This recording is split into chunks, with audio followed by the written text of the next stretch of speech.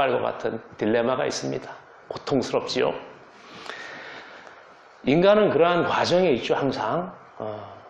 어찌 그 누가 이 간극에서 펄럭거리지 않을 수 있는 사람이 어디 있겠습니까?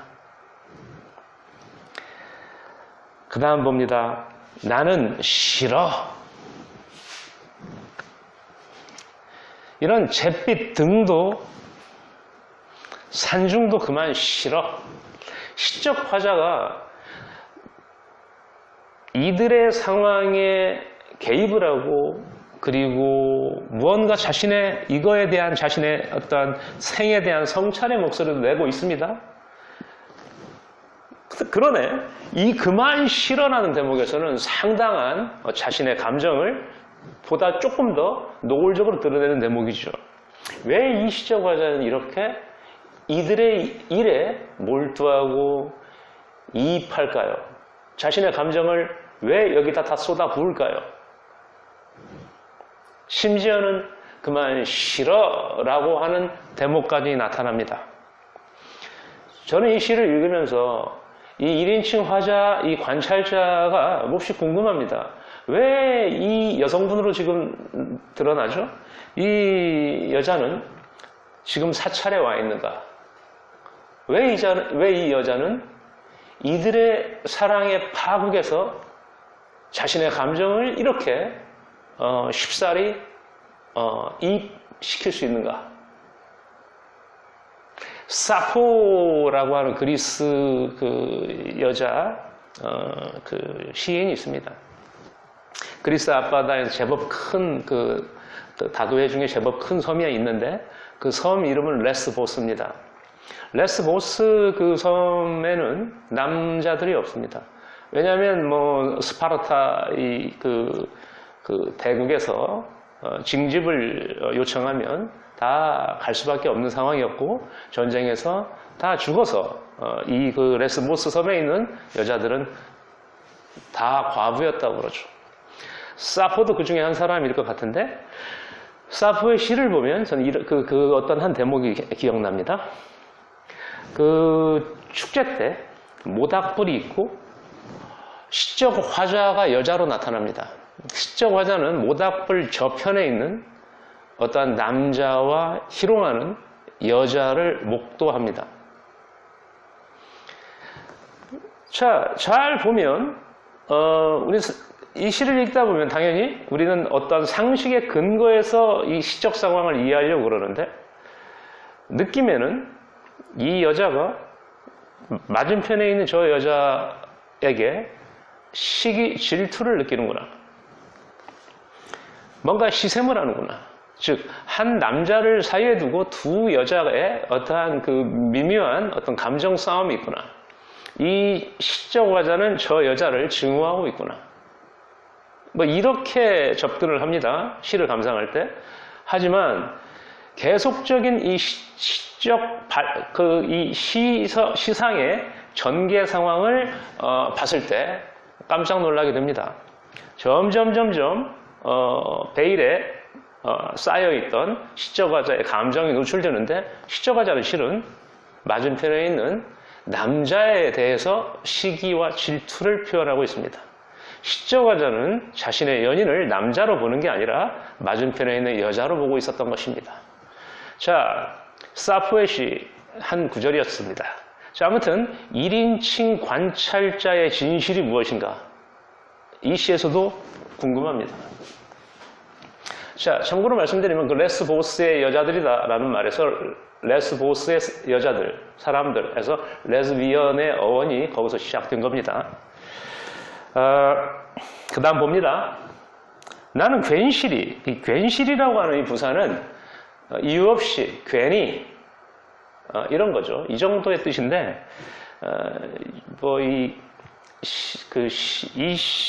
시인들 사이에서는 이 괜히 이유 없이 이런 정도의 그 의미로 괜시리라는 말을 잘 쓰지 않으려고 합니다. 괜시리라고 하는 말은 왠지 뭔가 괜히라는 말을 괜히 어떤 좀 째를 내는 듯한 느낌. 그래서 또는 이 괜시리라는 말은 또 어떤 유행가에서 괜이라는 의미로 조금 째내는 듯한 의미로 이 괜시리라는 말을 좀 쓰기 때문에 시인들은 그 유행가에서 나오는 말을 가급적이면 안 쓰려고 그럽니다. 하지만 이 시에서는 그다지 거슬려 보이지 않습니다. 자, 시가 좋을 때는 이러한 그 단어의 선별에서조차도 너그럽게 다 봐주는 겁니다. 자, 나오죠. 나는 괜시리 내가 버림받은 여자가 되어 버릴수록 더 깊어지는 산길에 하염없이 앉았습니다. 왜 이 1인칭 화자는 도대체 왜 남의 일에 이렇게 몰두를 이렇게 심각하게 할까요? 그냥 지켜보고 그런 일이 있었다 하고 자신이 볼일 보러 온 거에 집중하면 되는 거 아니겠습니까? 그런데 자신이 볼일을 부처님한테 뭔가 축원을 드리거나 기원을 하는 그러한 볼일을 보는 상황을 다 접어버리고 오로지 그 남녀의 그 사랑의 어떤 그 여운에 쌓여서 자신을 이입하고 매몰시키고 있습니다. 이유가 굉장히 궁금합니다. 심지어는 이런 식으로까지 말하죠. 괜히 내가 버림받은 여자가 된 것 같다. 그리고 또 제일 마지막은 또 이렇게까지 말합니다. 이 부분은 당사자, 사랑의 파국을 맞이한 당사자 아니면 쓸 수 없는 구절이죠. 버릴수록 더 깊어지는 산길에 하염없이 앉았습니다라고 말합니다. 버릴수록 더 깊어진다. 역설적인 발상이죠. 1화에서 제가 역설적인 발상에 대해서 말했지 않습니까? 세 개의 진실은 대개 두 개의 충돌하는 힘의 어떤 그 연합, 조합으로 이루어집니다. 저도 나이를 좀 더 먹고 좀 더 생각을 해본 결과 역시 그 세 개의 진실이란 두 개의 대립되는 그 팽팽한 힘의 어떠한 조합이다. 뭐 이런 생각을 많이 하게 됩니다. 아주 차가울 때와 아주 뜨거울 때 통점의 감각은 같습니다. 저는 그걸 경험했습니다. 여러분도 아시겠죠? 자, 보겠습니다. 버릴수록 더 깊어진다. 이 산길에 버릴수록 더 깊어진다. 자, 버린다라는 거죠. 버린다라는 것은 깊어질 수가 없는 거죠. 그렇죠. 깊어지면 집착하게 되는 거죠. 절대 버릴 수 없는 것입니다. 깊어지는데 어떻게 버리겠습니까?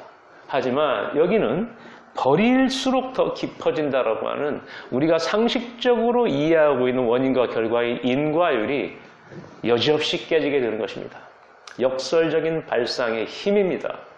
이 시인은 마지막 이 엔딩을 강렬하게 꾸며보고 싶어 했던 것 같습니다. 자, 이 파국의 대단원을 보겠습니다. 버릴수록 더 깊어지는 산길.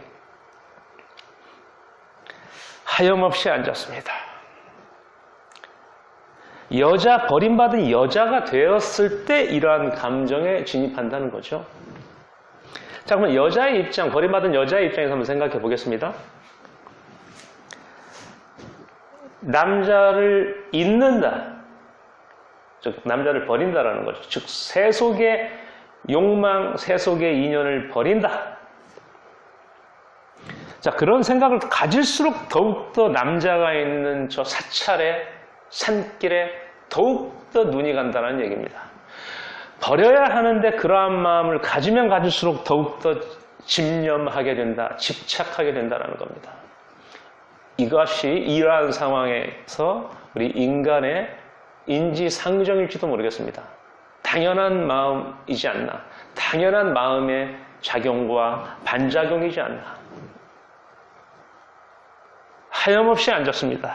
시간 가는 줄 모르고 넋놓고 앉았다라는 건데, 이 여자의 입장에서 버림받은 여자의 마음에서 이런 식으로까지 생각을 하고 이러한 역설적인 어떠한 그 마음의 상태까지 도달하는 걸 보면 이 시적 화자가 사찰에 온 이유도 조금은 가늠할 수 있지 않을까 생각됩니다. 이 시적 화자 역시, 이 여자 역시 뭔가 사랑의 가슴앓이 때문에 이 사찰에 온 것으로 추정이 됩니다. 분명히 어떤 시련, 가슴이 금간 상태에서 왔을 것 같죠. 그래서 남의 일이지만 내 일이 되어버린 겁니다. 어느 순간에. 자, 박규리의 치자꽃 설화. 제목은 설화라고 붙여놨죠. 치자꽃에 관한 설화. 이 치자꽃은 여기서 주목할 만한 것 중에 우리가 잘 접할 수 없는 단어들이 있죠. 치자꽃과 쑥국새 뭐 이런 것들이죠. 치자꽃은 아주 하얀색 꽃인데 홑꽃이 있고 겹꽃이 있는데 둘 다 공통점은 향기가 강렬하다는 겁니다. 꽃은 6월에서 7월 사이에 핍니다.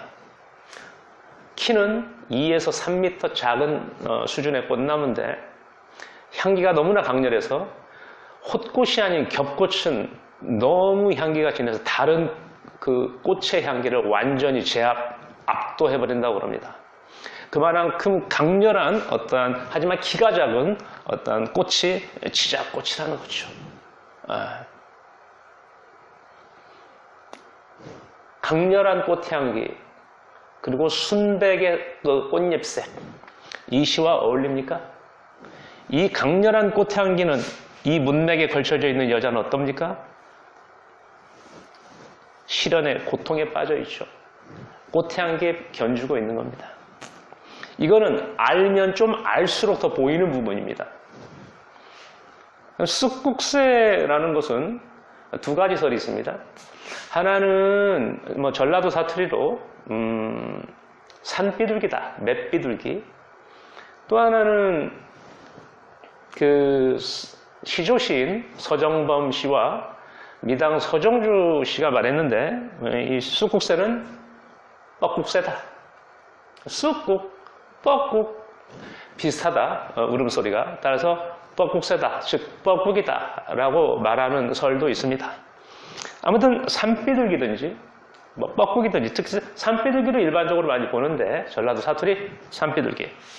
이 쑥국새의 울음소리의 이 절규 아주 시끄러울 만큼 그 절규가 있죠. 이 맷비둘기, 산비둘기 그 울음소리에는 이 시에 너무 잘 어울린다고 생각되지 않습니까?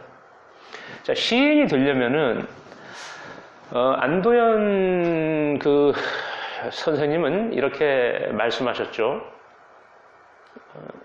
그 시에서 어떤 시에서 이런 말을 하셨어요. 그 쑥부쟁이하고 구절초를 구분 못하면 시인이 될 자격이 없다. 시인이 되려면 모든 잡초, 들풀 이름을 다 알아야 할 정도까지 돼야 한다 라고 말씀하셨던 것이 기억납니다. 자, 이렇게 박규리의 치자꽃 설화라는 건 하나의 이야기인데 전해져 내려오는 이야기. 이 시에는 서정시인데도 불구하고 하나의 이야기가 잘 얹혀져 있죠. 이렇게 이야기가 잘 얹혀져 있는 시들이 있습니다. 시에 이야기를 잘 얹는 그러한 능력이 탁월한 시인들이 좀 있죠. 자, 이 시 역시 이야기가 하나가 잘 얹어져 있고 시적 상황이 하나의 단편 소설을 본 듯한 느낌을 줍니다. 자, 여러분 이 시 어땠습니까? 자, 숨겨진 걸작시 1편 박규리 치자꽃 설화였습니다.